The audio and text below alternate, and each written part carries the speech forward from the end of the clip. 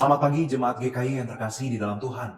Puji syukur kepada Tuhan kalau pada saat ini kita boleh kembali mendapat kesempatan untuk belajar dari firman Tuhan. Mari kita bersama-sama membuka satu bagian firman Tuhan, Bapak Ibu Saudara sekalian, dari 1 Petrus pasal 4, ayat ke-7 sampai ke-11. Lembaga Alkitab Indonesia memberikan judul perikop ini, Hidup Orang Kristen. Demikian firman Tuhan tertulis, kesudahan segala sesuatu sudah dekat.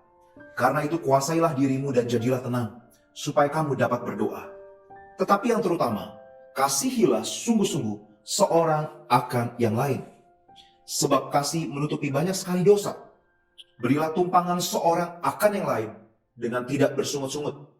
Layanilah seorang akan yang lain sesuai dengan karunia yang telah diperoleh tiap-tiap orang sebagai pengurus yang baik dari kasih karunia Allah. Jika ada orang yang berbicara, baiklah ia berbicara sebagai orang menyampaikan firman Allah. Jika ada orang yang melayani, baiklah ia melakukannya dengan kekuatan yang dianugerahkan Allah, supaya Allah dimuliakan dalam segala sesuatu karena Yesus Kristus. Ialah yang mempunyai kemuliaan dan kuasa sampai selama-lamanya. Amin. Bapak Ibu Saudara yang terkasih di dalam Tuhan, perikop ini dimulai dengan satu kalimat. Kesudahan segala sesuatu sudah dekat. Saudara, konteks pada saat itu adalah jemaat yang menerima surat 1 Petrus ini sedang mengalami penganiayaan yang begitu masif, saudara. Di dalam beberapa penafsiran dikatakan bahwa mereka disebut sebagai alien residents, orang asing. Orang asing di sini bukan cuma sekadar pengertiannya orang yang foreigner atau orang yang bukan menjadi warga negara dari suatu negara atau suatu pemerintahan tertentu. Tetapi mereka adalah orang yang dikucilkan, mereka adalah orang yang ditindas, mereka adalah orang yang dinomorduakan dan mengalami suatu penderitaan yang begitu masif, Bapak Ibu sekalian. Dan di tengah kondisi seperti itu, Petrus mengingatkan kepada seluruh jemaat yang menerima surat ini bahwa Kristus pernah berjanji, ia akan datang untuk kali yang kedua. Janji Tuhan ini kiranya dipegang oleh setiap orang Kristen di tengah kondisi penganiayaan yang dihadapi pada saat itu. Saudara, betul kalau kita melihat di dalam kitab Injil, dikatakan bahwa tidak ada seorang pun yang tahu kapan kedatangan Yesus Kristus. Dan di dalam surat Rasul Paulus yang lain juga kita bisa melihat bahwa kedatangan Yesus Kristus itu seperti pencuri. Tidak ada yang tahu. Tetapi satu hal yang pasti, kedatangan Kristus itu semakin dekat. Kedatangan Kristus itu bisa terjadi kapan saja. Dan setiap orang percaya di dalam sejarah gereja, baik abad pertama Masehi pada saat itu, maupun kita yang hidup pada saat ini, sedang menantikan dan melihat kedatangan Kristus yang kedua atau parusia itu sebagai sesuatu yang sudah dekat. Sesuatu yang bisa terjadi kapan saja. Dan di dalam penantian itu, Bapak Ibu sekalian, ketika kita berjaga-jaga bersama-sama, ada beberapa hal yang hendak disampaikan Petrus di dalam perikop ini. Yang pertama adalah supaya kamu dapat berdoa. Saudara, mengapa disebut supaya kamu dapat berdoa?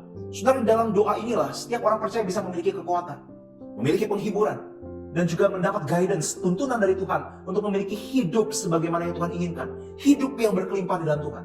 Tetapi orang yang bisa menikmati keintiman dengan Tuhan di dalam doa ini adalah orang yang dikatakan bisa menguasai dirinya dan jadilah tenang. Saudara, dalam studi bahasa aslinya Bapak Ibu, kuasailah dirimu dan jadilah tenang. Ini memiliki suatu pengertian, suatu makna, yaitu orang yang memiliki pikiran yang bijaksana, pikiran yang waras, dan bisa melihat segala sesuatu sebagaimana apa adanya di dalam Tuhan. Sebagaimana Allah melihat, memaknai segala realitas yang ada. Demikianlah orang percaya yang dapat berdoa juga memandang segala realitas yang ada di sekitarnya dengan kacamata Tuhan, sebagaimana Allah melihat.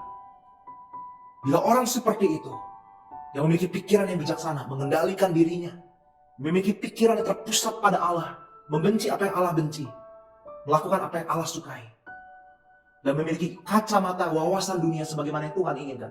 Orang seperti inilah yang dapat menikmati persekutuan dengan Tuhan di dalam doa. Bagaimana dengan kita? Apakah kita menjadi seorang yang self-indulgent, memuaskan diri sendiri? Orang yang terus memuaskan diri sendiri, berpusat pada diri, tentu tidak dapat berdoa. Karena di dalam doa, pusatnya adalah Tuhan. Dan kita mendapatkan damai sejahtera ketika kita terlebih dahulu berpusat pada Tuhan. Tapi kalau kita berpusat pada diri, tidak mungkin kita dapat berdoa. Yang kedua, Bapak Ibu sekalian, Petrus menekankan tentang kasih. Ini dikatakan sebagai tetapi yang terutama. Yang terutama adalah kasih, Bapak Ibu sekalian. Ini selaras dengan apa yang pernah Rasul Paulus katakan. Yang terpenting, yang terutama, the most excellent way itu adalah kasih. Saudara, apa pengertian kasih di sini yang Petrus ajarkan? Saudara, ketika Petrus berkata di dalam ayat ke-8, kasihilah sungguh-sungguh seorang akan yang lain. Di dalam terjemahan King James Version Bapak Ibu dikatakan among yourself. Memang betul kasih itu bisa kita berikan kepada semua orang tanpa kita memandang bulu. Tetapi yang ditekankan dalam perikop ini adalah kasih di antara sesama saudara seiman, seorang akan yang lain. Dan dikatakan kasih seperti itu menutupi banyak sekali dosa. Saudara, yang menjadi sebuah refleksi bagi kita, bahwa dalam kehidupan kita bersama-sama dengan umat Tuhan, bukankah seringkali kita disakiti oleh kelemahan orang lain, dikecewakan oleh kerapuhan orang lain. Demikian juga, sangat mungkin kita juga bisa mengecewakan atau menyakiti orang lain karena kelemahan dan kerapuhan kita. Tetapi konteksnya adalah ketika kita disakiti, ketika kita dikecewakan, dan kita melihat kelemahan orang lain, bagaimana kita memandang hal itu, menyikapi hal tersebut. Saudara, kalau kita memiliki kasih, kita akan melihat kekurangan orang lain, kelemahan atau kerapuhannya dengan kacamata Kristus memandang mereka. Memang tidak mudah, perlu proses, perlu waktu, perlu pengampunan. Tetapi dengan kasih, kita bisa belajar melihat kelemahan orang-orang di sekitar kita. Mungkin orang yang terdekat dengan kita, katakan. Bukan hanya sesama jemaat, tapi suami, istri, pasangan kita, anak, orang tua kita. Kita bisa melihat kelemahan mereka dengan kacamata Kristus. Dan kita bisa menutupi banyak sekali dalam tanda kutip kelemahan mereka. Kita bisa menerima, mengampuni mereka terlebih dahulu. Dan kelak bisa menjadi agen perubahan bagi mereka. Selanjutnya Bapak Ibu, ayat 9 dikatakan, berilah tumpangan seorang akan yang lain dengan tidak bersungut-sungut. Ini adalah sebuah pelayanan hospitality. Di dalam konteks pada saat itu belum ada bangunan gereja yang megah. Kekristenan adalah agama, kepercayaan yang ditindas pada waktu itu. Sebagaimana tadi di awal saya katakan, orang-orang Kristen adalah alien resident. Orang-orang asing yang ditekan sedemikian rupa.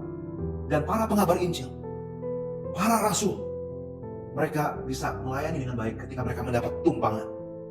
Dan kemudian dikatakan yang terakhir, di dalam ayat 10, layani seorang akan yang lain sesuai dengan karunia yang telah diperoleh tiap-tiap orang.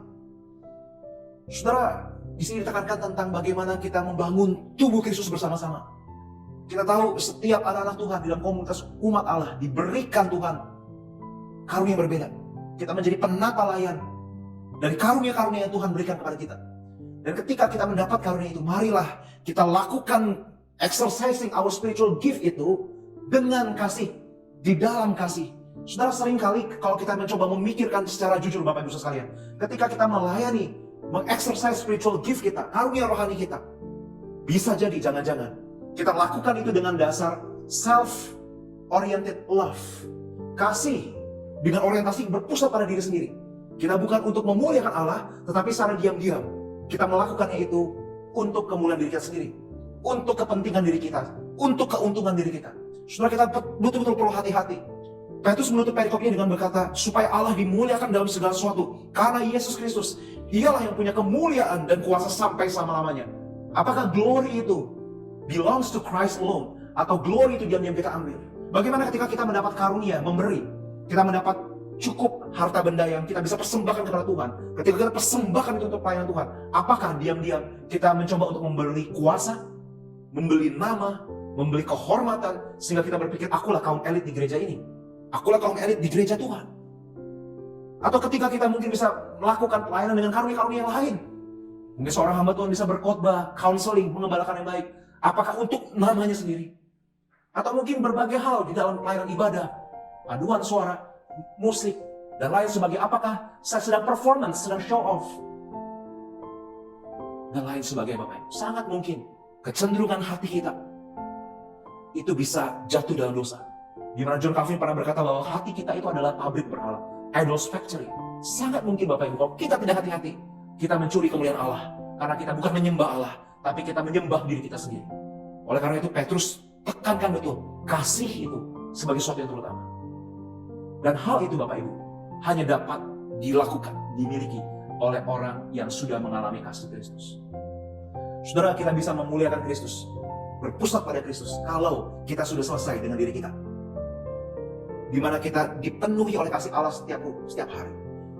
Kasih Bapa Surgawi yang kekal di dalam Kristus Yesus memenuhi kita, mengobati luka kita, membebat kerapuhan kita, merangkul kita yang vulnerable dan rapuh ini. Setiap hari kita dipenuhi oleh kasih-Nya, dipulihkan oleh kasih-Nya, dimotivasi oleh kasih-Nya. Disitulah kita bisa mendapat sebuah momentum prima untuk kita sungguh-sungguh memuliakan Kristus ketika kita melayani. Kebutuhan-kebutuhan berhala-berhala yang hadir dalam diri kita, itu bisa pelan-pelan diminimalisir, dipatahkan. Karena apa? Karena Kristus memenuhi hati kita dengan kasih-Nya. Mari Bapak Ibu sekalian kita belajar untuk memiliki hidup seperti itu, sebagai persiapan menyambut kesudahan segala sesuatu yang sudah dekat. Kiranya Tuhan memberkati kita semua. Shalom, damai sejahtera beserta dengan kita. Amin.